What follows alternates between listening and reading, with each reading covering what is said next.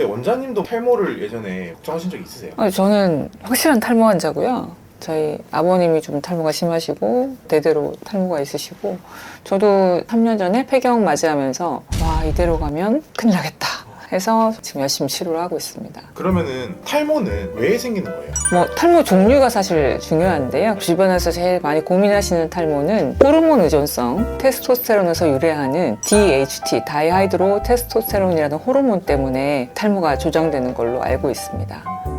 그러면 원장님이 보시기에 요즘에 탈모 환자들 연령대가 어때요? 굉장히 많이 어려졌죠. 심지어는 10대도 오고요. 그 다음에 20대, 30대 초반도 많이 오시는 편입니다. 10대도 탈모가 있어요? 네, 요새 10대들이 제일 힘들잖아요. 집에 제일 늦게 오는 가족이 누군가요? 10대입니다. 공부하고 학원 돌고 이러면서 이제 수면 깨지고 이제 인스턴트 음식, 좋아하는 음식이 다 그렇다 보니까 그러면 후천적인 요인들이 상당하다고 볼 수 있겠네요.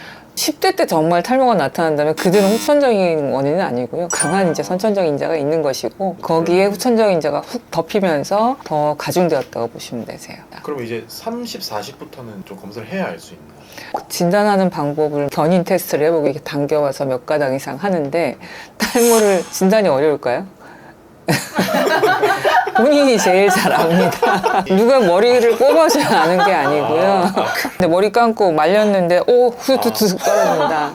그걸 모르는 거면 아직은 탈모가 네, 탈모 아닌 거죠. 긴가민가 하면 아닌 거고 정상적으로도 우리 몸의 모든 세포가 그러하지만 하루에 한 50모에서 100모 정도의 모발은 이제 늙어서 자연사를 하게 됩니다. 모발의 주기는 4년 정도 사는 것으로 되어 있고 근데 우리가 50개에서 100개가 빠질 때 50개에서 100개가 나면 정상 모발인 거고요. 그 속도를 못 따라가는 것이 탈모입니다. 탈모에서 절대 하지 말아야 될 3가지.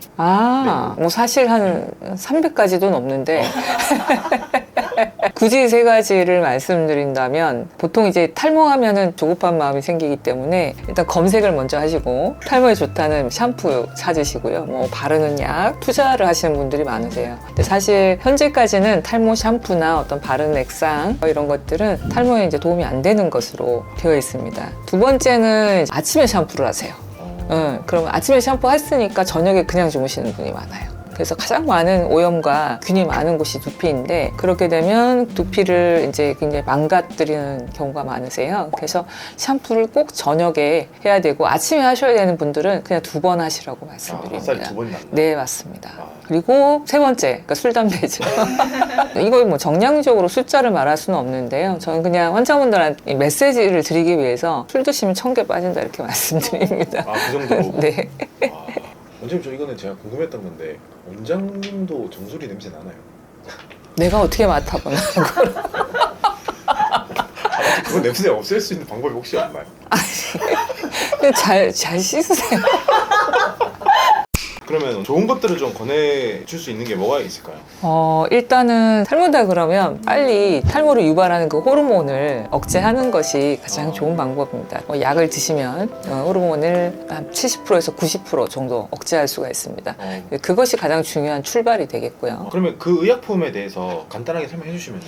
아까 제가 남성 호르몬 중에 테스토스테론과 다이하이드로 테스토스테론이 있다고 말씀드렸죠. 그럼 여기서 이 호르몬에서 이 호르몬으로 변화하는데 기여하는 효소가 있습니다. 5알파 환원 효소인데요. 그러면 그 효소를 억제시키면 이 호르몬이 안 만들어지겠죠. 그래서 그 효소를 억제하는 약이 이제 탈모약입니다. 탈모약의 종류로는 피나스테라이드와 두타스테라이드라는 계열이 있고요. 여성분들은 이제 임신의 이슈가 있고 해서 폐경기 전에는 이 약을 드시는 게 조금 이제 많이 조심스럽고요. 폐경한 후에는 약을 드셨을 때 어느 정도는 도움이 될 수 있다라는 것이 이제 임상 연구 결과로 밝혀져 있습니다.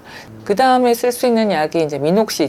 그거는 호르몬을 건드리는 게 아니고 몸도 이제 혈류의 공급을 받아서 생존을 하는데 그 혈관을 확장시켜서 영양분들을 많이 공급해 줌으로 인해서 모발을 잘 재생되게 하는 그런 효과가 있습니다. 전문 의약품 외에 탈모에 좀 도움이 되는 것들. 일단 식사를 꼭 거르지 마시라고 합니다. 밤 사이에 에너지 연료 없이 내 뇌하고 심장하고 장은 계속 활동을 했거든요.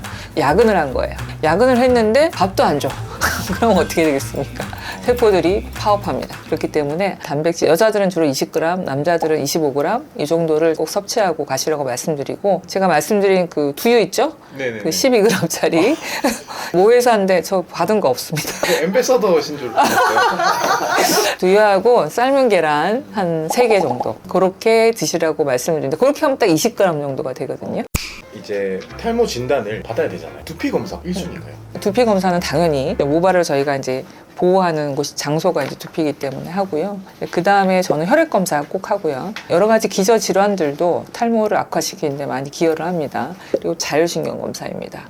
세포 단위의 뭐 모낭뿐만이 아니라 세포 단위의 어떤 방어 능력 이런 걸 보는데 가장 짧은 시간에 많은 정보를 얻을 수 있는 게 또 자율신경이기 때문에 꼭 하는 편이고요. 그리고 나서 거기서 이상소견이 나오면 다음 단계 검사들을 진행하게 됩니다. 그러면 모든 병원이 다 이렇게 없죠. 잘 없나요? 저는 전공이 이제 호르몬 내분비 내과다 보니까 총괄적으로 검사라고 해석을 하는 편이고요. 그 외의 병원은 선생님들 전공에 따라서 뭐 선택해서 아마 보실 것 같습니다. 그럼 원장님 실제로도 탈모 진료하시다가 다른 문제를 발견하는 경우가 너무 많죠. 암 찾은 분은 너무 많고요. 부정맥 찾으신 분 많고요. 꼬리를 물고 찾다 보면 실마리들이 나옵니다. 호르몬은 모발만 망가뜨리지만 다른 후천적 요인들을, 모든 세포를 다 망가뜨리기 때문에 그 요소들을 찾다 보면 더 심각한 질환들이 숨어 있는 것도 발견할 수 있습니다. 원장님 그러면 리제네라 같은 경우는 유전은 어떻게 하셨어요? 원장님 말씀하신 거 유튜브 리제네라는 건강한 모근 몇 개를 저희가 추출을 합니다. 그러면 그 안에 모근을 감싸고 있는 조직 자체를 저희가 이제 빼내요. 그럼 그 안에 모근을 구성하는 여러 세포도 있을 것이고 여러 가지 성장 인자도 있을 것이고, 그것들을 꺼내서 리제네라라는 기계에 넣으면 그것이 이제 몇천 배로 증폭이 됩니다. 유럽에서는 굉장히 많이 시행되었던 시술인데 국내에서는 이제 뭐 수입 문제 뭐 여러 가지 뭐 이슈가 있어서 사실은 많이 활성화된 시술은 아니었고요. 이거는 우리 모발에서 좀 가장 건강한 부분을 귀 후두부에 있는 모발이거든요. 그래서 이식할 때 이 후두부 뽑아가지고 일로 옮기는 게 이식입니다. 근데 이제 그 모발을 뽑아서 이식을 하게 된다고 해서 모발이 다 사는 건 아니거든요. 많이 살면 5, 60%? 그렇다 보니까 뭐 비용이나 통증이나 뭐 시간이나 이런 것들이 굉장히 단위가 높고 부담이 많이 가는 시술이죠. 기성 제품보다는 나한테 최적화된 성장인자나 활성인자들이 들어있고, 그런 면에서 한 10번, 20번 정도 주입을 하면 이제 효과가 좀 가는데, 리제네라는 1회 시술만으로도 6개월, 뭐 길면 1년까지는 효과가 유지된다는 보고가 있고요. 저도 그런 경험을 지금 하고 있습니다. 근데 줄기세포를 뽑고 내 거를 뽑아서 넣는다는 건 굉장히 안전하지만 내 줄기세포 상태가 안 좋다거나 그 성장인자들의 효율이 떨어져 있다면 그걸 뽑아가지고 넣는다고 해도 당연히 효과는 떨어질 수밖에 없습니다. 특히 어떤 기저질환이 있으신 분들, 당뇨병인데 뭐 20년 이상 되시고 과거에 뭐 여러 가지 자가면역 질환을 앓고 계시고 이러신 분들은 본인의 이제 세포 활성도가 좀 떨어져 있는 분들이 많기 때문에 그런 경우에는 기성으로 나와 있는 어떤 그런 성장인자들과 본인의 줄기세포를 주는 리제네라를 조금 더 믹스 매치가 하면 그런 장단점들을 서로 보완하는 것 같습니다. 시청자들이 병원을 어떤 기준으로 보면 좋을지 조금 설명해 주시면은. 제 입으로 어떻게 제자 사정상 원장님 병원이 멀어서 못 오시는 분도 있을 거니까 그 리제네라 좋잖아요. 6개월에 한 번. 하와이에서 어제 오신 분 치료하고 가셨고요. 미국 아틀란타 계신 분도 하고 가셨고, 이제 이게 이제 유튜브로 배포가 되고 나니까 접근성이 떨어지신 분들이 연락이 좀 많이 오세요. 그럼 원장님 마지막으로 탈모가 좀 올까 말까 한 사람들한테 원장님 좀 한마디 해주신다면은. 올까 말까, 탈모는 반드시 옵니다. 탈모의 기준이 사실 좀 모호하긴 한데, 아까 제가 이제 하루에 빠지는 모발수, 그다음에 재생되는 어떤 모발수 얘기했는데, 사람이 이제 노화가 된다는 건 어쨌든 재생 속도보다 파괴되는 속도가 빠른 거거든요. 그 임계점을 넘으면 질병이라고 하는 거고, 어느 정도의 노화가 이루어지면 우리 몸은 다 이제 질병 상태로 접어듭니다. 그래서 탈모는 누구한테나 오는 거고요. 그런 기미가 조금이라도 감지되신다면 저는 시기가 제일 중요하다. 그래서 모발의 주기가 멈췄을 때 가장 빠른 시기에 인지해서 그 주기를 다시 살리는 그런 재생 치료를 하시는 것이 내 전체 모발을 살리는 길입니다. 온다고 생각하시고 일상생활 관리, 그다음 두피 관리, 그다음에 조금 이것이 내 평균에 어떤 벗어났다 싶으시면 빨리 병원 진료 이렇게 보셨으면 좋겠습니다. 주변에 탈모분 돌아보면 수두룩 빽빽합니다. 방송 좀 공유해 주시고 빨리 이제 탈모로부터 벗어나실 수 있는 그런 기회를 꼭 잡으셨으면 좋겠습니다. 네, 원장님 오늘 고생하셨습니다. 네, 네, 촬영 여기까지 하겠습니다. 네 고생하셨습니다.